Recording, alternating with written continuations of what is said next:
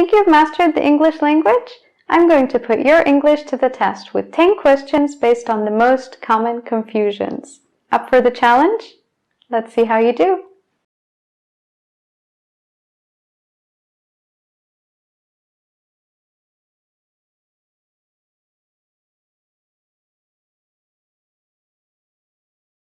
Some words are commonly followed by gerunds, like understand, postpone, and enjoy, but others, like refuse and tend, are followed by infinitives. Decide, among other verbs, is usually followed by an infinitive. For example, I decided to do exercise in the morning, or we've decided to go to the restaurant for dinner. Could the structure change? Yes.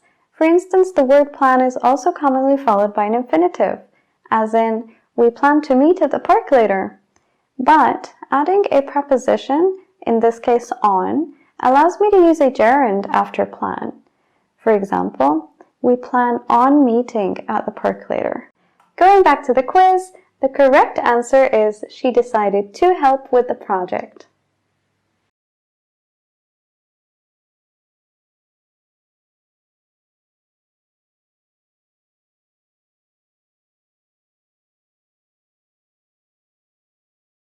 So or such. So is used before an adjective or adverb to intensify its quality. I am so full. I am very full. I am so full that I cannot finish my banana. I am so full would be the main clause, that. I cannot finish my banana, which would be the effect. So, me not being able to finish my banana is the consequence or result of what was mentioned in the main clause, I am so full. Such is used before an adjective and noun to give the same effect, intensify its quality. But you have to have the noun. For example, it was such a hot day that we had to cancel the trip. Back to the quiz. The correct answer is he was so full that he couldn't finish his food.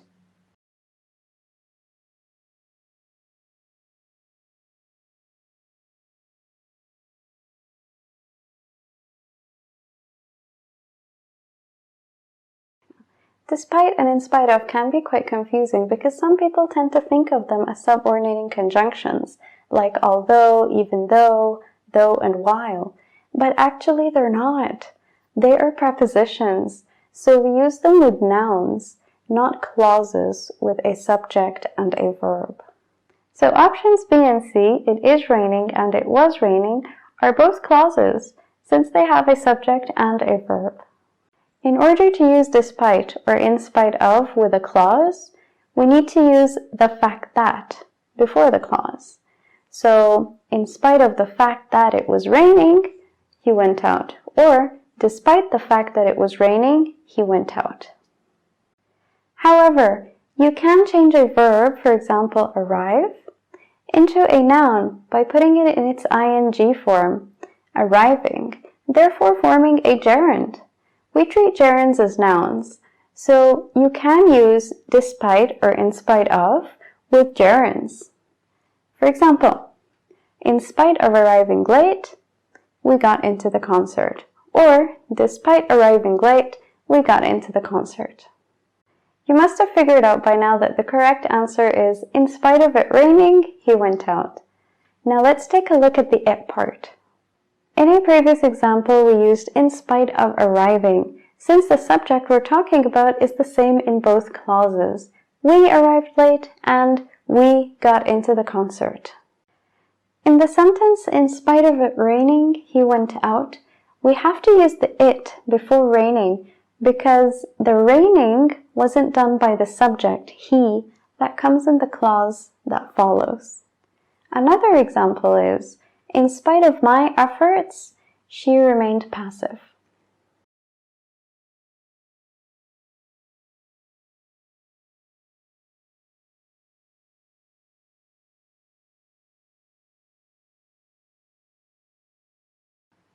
Your or your. The correct answer is, your taxi is waiting outside.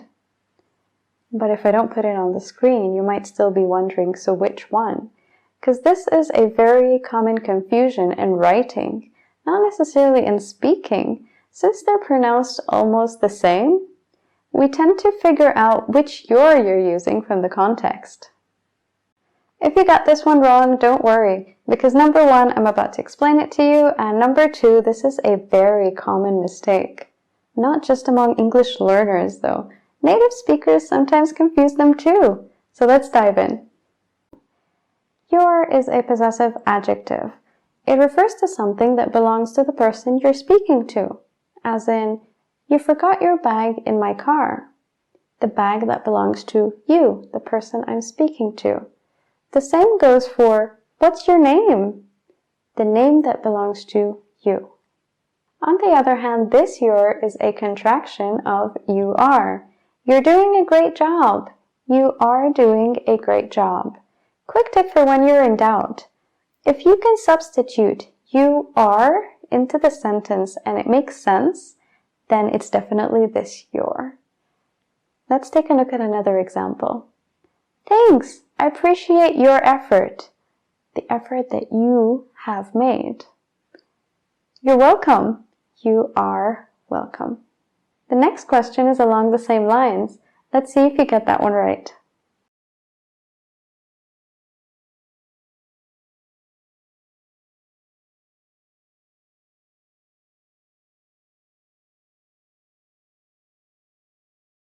It's and its. Same concept as the previous one. It's with an apostrophe is a contraction. This time of it is or it has. It's been raining all morning. It has been raining all morning. I love this book. It's fascinating. It is fascinating. Now, it's is a possessive word, meaning belonging to it. The cat is playing with its ball. The ball belongs to the cat. So the correct answer is, let's go walking. It's just 15 minutes away.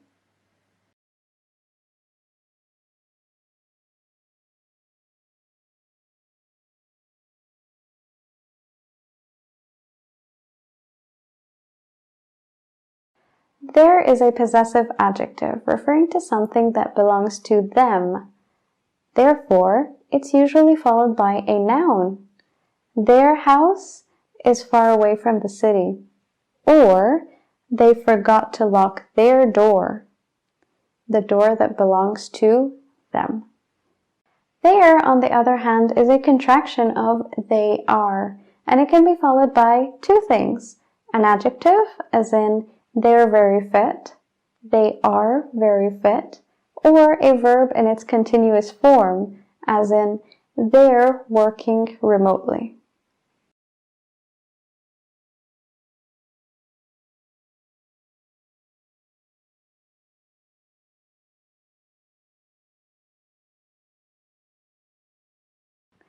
Two and two. Their pronunciation is basically the same, but they do have a number of different uses.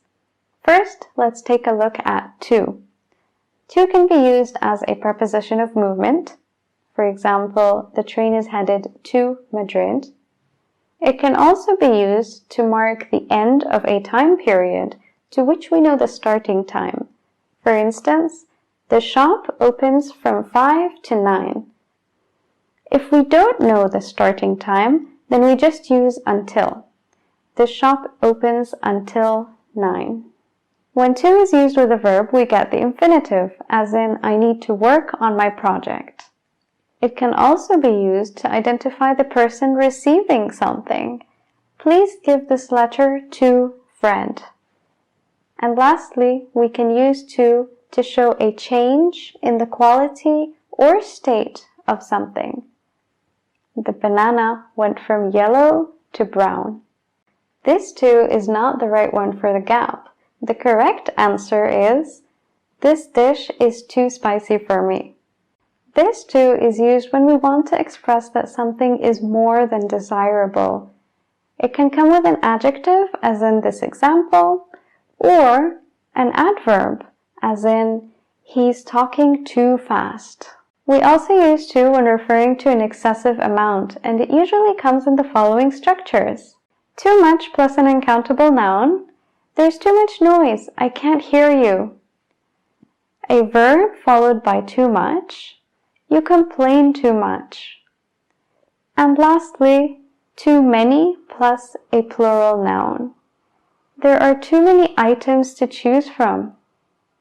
What's more, too means also and in addition. I too thought the show was spectacular.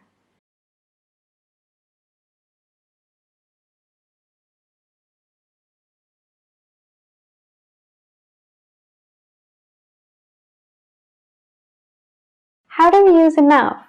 Enough means sufficient. An adjective or adverb can come before enough, as in, he's not qualified enough for the job, or enough can come before a noun. For example, we don't have enough time to go to the airport. So the correct answer is, I don't have enough money for the trip.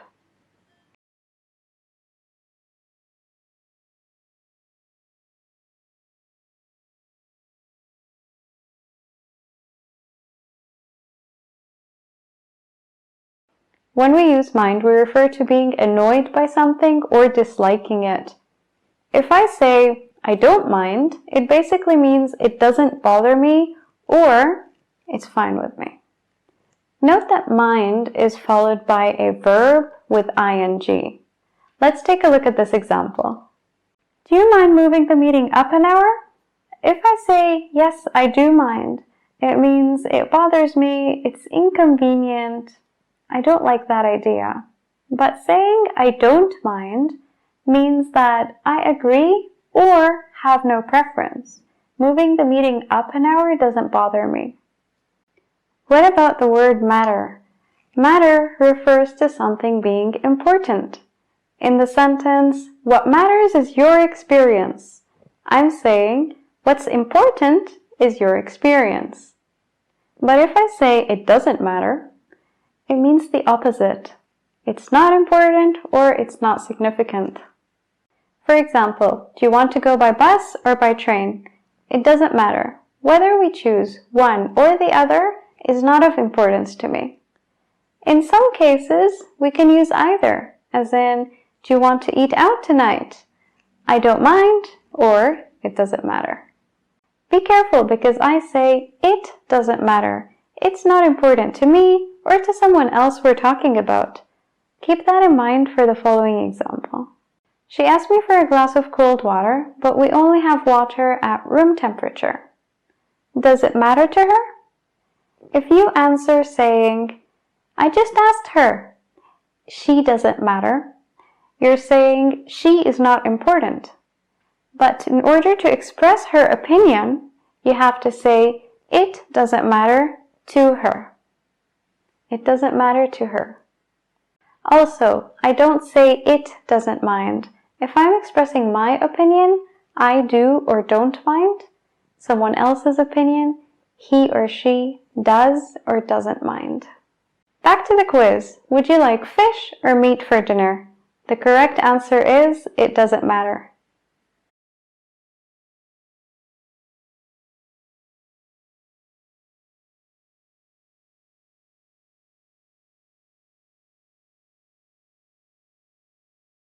Could you stop making or to make so much noise? Given that a person is making a lot of noise and you're fed up, you'd ask them, could you stop making so much noise? When do we use stop plus a verb with ing? When we want to indicate that an action or event is no longer continuing. It's finished. It's over. For example, I need to stop eating unhealthy snacks. I need to quit eating unhealthy snacks. Or, let's go out for a walk. It stopped raining. Stop is quite a special verb though. We can use stop with gerunds, as in the previous example, and with infinitives. But be careful because the meaning does change. Let's take a look at the latter. We're doing an action, let's say working, and we stop or interrupt that action to do something else, like have lunch. Note that I have the intention to go back and resume that first action. So I say, I was working and I stopped to have lunch. I interrupted the first action in order to do something else. But I did not finish or quit that first action. I just put it on pause to attend to something else. Basically, anything that follows the word to is the reason why you stopped the first action. Why did you stop working? To have lunch. The action I stopped goes with ing, and the reason I stopped it goes with infinitive. I could also use both. I stopped working to have lunch. Another example. We were on the way to our holiday destination, and he stopped to fill up his car. He stopped driving to fill up his car. So now that stop is all set, you might be wondering, so would it be the same with start? No, as I mentioned before, stop is quite special. With start, it's so much easier. You can say start doing something or start to do something, and the meaning is the same. I started doing exercise and I feel great. I started to do exercise and I feel great. But last month I slacked off and I stopped doing exercise. Finished. Or, he started doing exercise on a regular basis. But last week he stopped to recover from his knee injury. When he's fully recovered, he intends to continue doing exercise on a regular basis. So how did you do on this quiz? If you did well, great, you aced it. If not, it's okay because this video has all the explanations you need to clear up your confusion, plus examples in context. Remember that this quiz is packed with the most common confusions, so go ahead and rewatch the explanations if you need to, and once you get your head around them, you'll be all set. Don't forget to subscribe to eLeaper for more content. See ya!